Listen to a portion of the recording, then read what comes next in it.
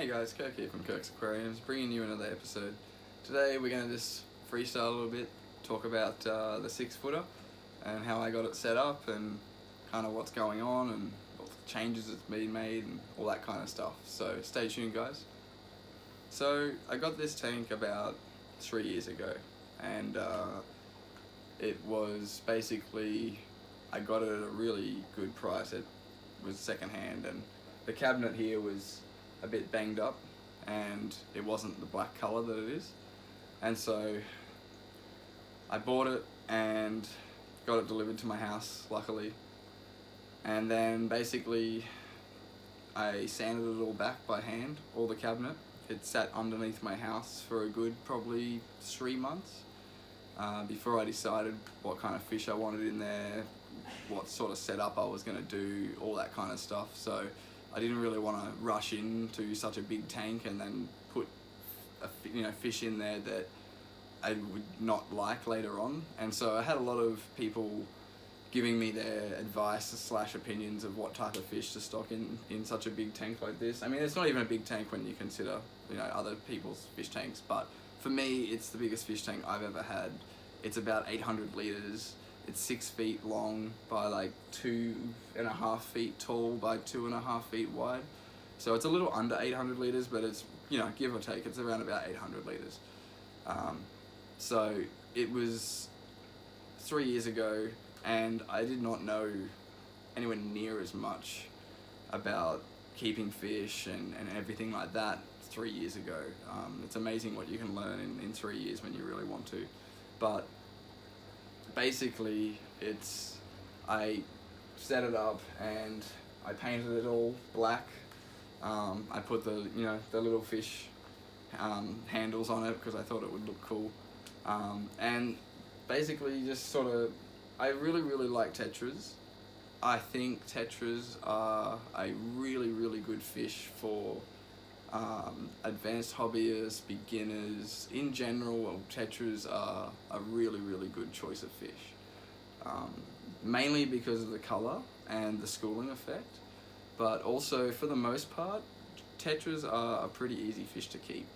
And I wanted that big schooling effect. And I remember before I decided what type of fish I was going to put in there and everything like that, I sort of mentioned the idea to a few people, and mentioned that I was going to do an aquascape on it and have like a big carpeting effect, and I was basically going to just fill it with tetras of all different types and have it as one big community tank. And everyone was like, "You're crazy, like that's gonna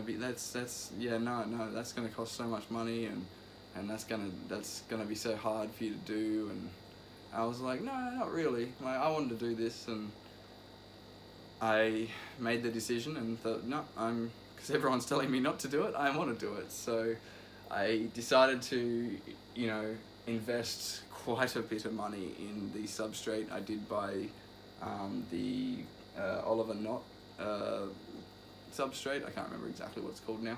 Aqua Earth by Oliver Knott. So it's not the cheapest substrate you can buy, but it's, in my opinion, from what we can get here in Australia, it's one of the better substrates to have if you want to have success with growing plants. And I wanted to have that full carpeting effect with like some sort of carpeting plant. I hadn't decided fully what type of plants I wanted at this point. I just sort of knew what I wanted as far as like hardscape and stuff. And so I gathered a heap of rocks and made the rock wall over here.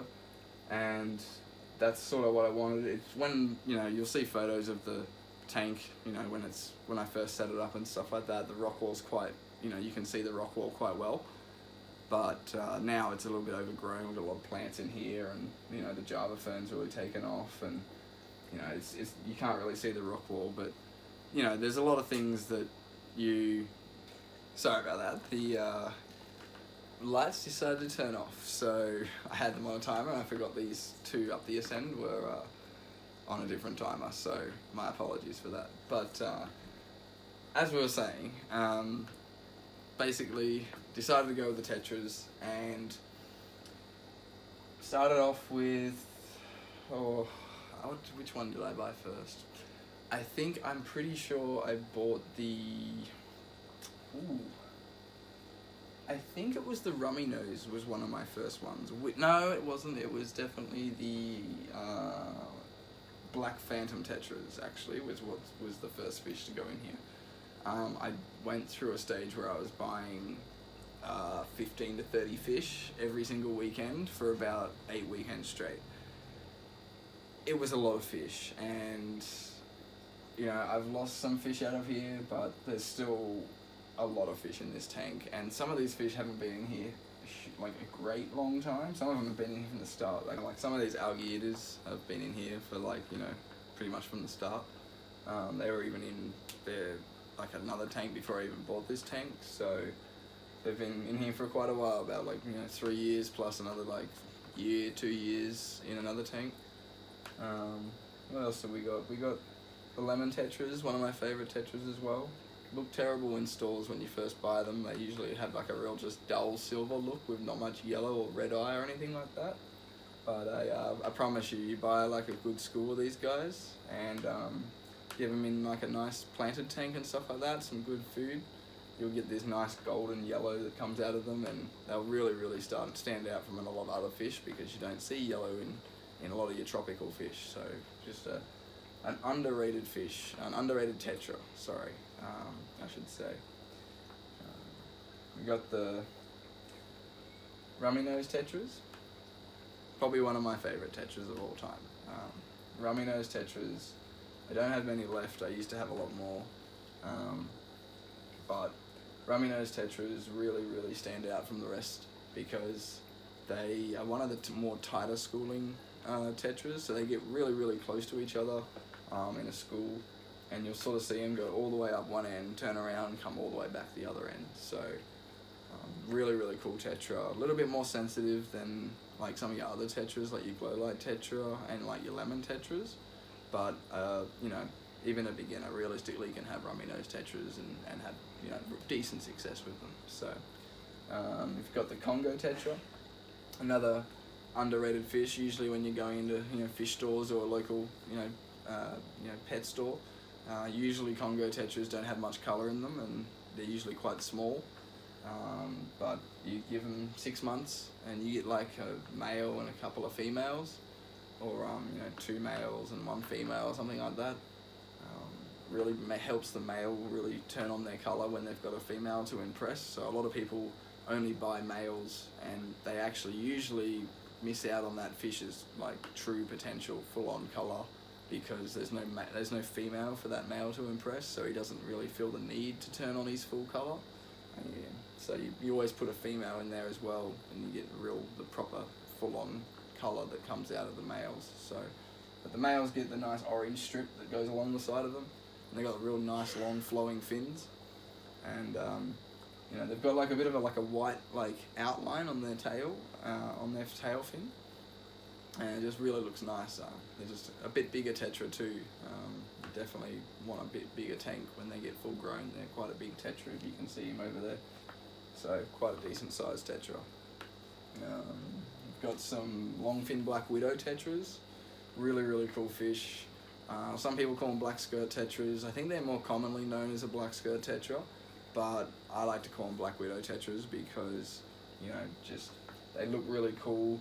And these are the longfin versions. Not all of them are longfin. There's a couple that aren't longfin, which I'm a little bit disappointed about, but most of them are longfin, and longfin I just really like. So it took me a really long time to find these guys in longfin, but I finally found them, and I'd waited like a good almost 2 years before I found them, and then I bought them, and just so happened to be at Paul's Aquariums. But I bought them, loved them. They're pretty much almost like full grown now, but you know, they're quite big. We've got a couple of albino cories. Well, there's about 5 or 6 albino cories in here. I like them a lot. Love cories. When I move house, there's going to be a lot of different cories getting bred and stuff like that. I'm really getting into the corridoras. We've got some. What else have we got? We've got the male betta up the top there. So a lot of people think you can't keep betters with any other fish, and it's just not true. It is, but it isn't. And if you have a big enough tank and you have a setup where it's not always going to work, but it is in my case because I've got such a big tank. I've got plenty of coverage. He goes up, hangs around the top. He's fine. He stays out of everyone's way. Everyone stays out of his way. He's loving life in there. So, everything's good. He's even in there with like Susan and Marty's, and he's still, I don't have any problems with them. So, betters can go with other fish. It's just, you have to sort of pick which fish to go with and what size tank have you got. So there's a lot of factors to go in with it as well. But for the most part, you can do it. I do have some glow lights in here as well, glow light tetras. Really, really good beginner tetra to get. Can't stress that enough. Really get them get at least like 5, get 6. First time being in an aquarium, being in the aquarium hobby, glow light tetras, solid tetra, nice, hardy, full of colour, easy. So get yourself some of them. What else have we got? We've got some cardinal tetras. There's not many left. Old Susan, I think, has had a little bit of a snack over the time. There they are over here, if you can see them. Susan's had a few snacks of cardinal tetras over the years, I think. So I have slowly lost a few cardinal tetras, and when you notice the smaller fish in your tank going missing, when you've got a bigger fish in your tank, it sort of, you kind of just suspect that I think they're getting a bit hungry sometimes and having a bit of a snack if they can catch them. And pretty much any fish will eat a fish if it can fit it in its mouth. So you kind of can't blame them. When a fish is hungry and it sees an opportunity for food and that fish can fit in its mouth, it's always going to, maybe not straight away, but eventually it's going to see it as food. And that's just what happens when you have big fish and small fish. So, I've lost a few, but, that's just what happens. So, would I do this again in this 6-footer? Probably not. I really, really want to get into discus. And I think when I move house, I will probably set this tank up with either big fish, not so much like monster fish, it's not that big of a tank where I'd put crazy big fish in here like a stingray, like stingrays or anything like that. They would be cool if I had the tank size for it. But I probably am leaning more towards a discus tank. Obviously not so much plants because it'll be running at a much higher temperature, where plants will probably struggle a little bit. You probably grow some Java moss and stuff like that when you're running high temp for discus, but it'll be predominantly a discus tank, I think, and I haven't fully made up my mind yet, but I'm pretty sure it's going to be a discus tank when I move. But there's going to be a lot more to come when I move. It's everything's sort of on halt at the moment, and when I move, the new fish room's going to be amazing. It's going to be hopefully a lot bigger. It's going to have a lot more tanks. It's going to have a lot more fish, and I'll be breeding a lot more. I really want to get into breeding some plecos. I really want to get into breeding some corridoras. I'm already working on breeding the red tuxedo guppies. My babies have now grown, and now last night, I actually watched them have babies of their own. So now I've actually started the army of red tuxedos. I have pulled a batch of eggs, the latest batch of eggs from Pearl Jam and Elmo. I think she's a Philippine blue or a blue sapphire, whatever you want to call Pearl Jam, and the red devil or red koi angelfish. They have laid eggs, and I've pulled them this time. So hopefully we'll get a good hatch rate out of that, and I've already set up some baby brine shrimp ready to go. So when they're free swimming, they'll be on the baby brine. I'm gonna have to set up my Dean inspired from Aquarium Co-op breeding trays, but I really want to see what kind of colour I can get out of these two angels in their fry. So I probably shouldn't be keeping them because I really am very, very close to moving, but kind of couldn't help myself, and we'll see what happens. So I also watched some of my peacock gudgeons lay some eggs, which I unfortunately did not get to save before they got eaten. but it is a sign that my peacock gudgeons are enjoying life, and it was really cool to see that they are producing eggs and laying eggs. So in the future when we move house, I'm going to breed them as well, because I think they are a very underrated fish as well, and I really want to get some, you know, local breeding of peacock gudgeons in there. Like I said, Corys, some of them, angels, guppies. We're going to get some plecos going as well in the new fish room. So as long as you subscribe and stay tuned, you know, I'm definitely going to be making some more content when I move house and get the new fish room up and going. Probably going to do some videos of me trying to move all this, and you'll probably see some moments, and it's going to be intense, but it's got to happen, and it's going to be good. It's going to be stressful, but in the end, it's going to be a much better fish room, and I'm going to enjoy it more. You guys are going to enjoy it more, and I'm just really excited. So I do really want to say a huge thank you to all my subscribers. You know, I was not expecting to get, you know, so many subscribers, but it's been really nice, and you guys have been really supportive. And let me know down in the comments what kind of videos you want me to see me do in the future, whether it's, you know, educational sort of videos, or like just the fish room tour sort of videos, the breeding sort of videos. Let me know down in the comment. If you're watching this, don't forget to hit the subscribe button. I'm pretty much going to wrap it up here though, guys. I really hope you guys enjoyed this video, yeah, I see you guys in the next video. Thanks for watching, guys.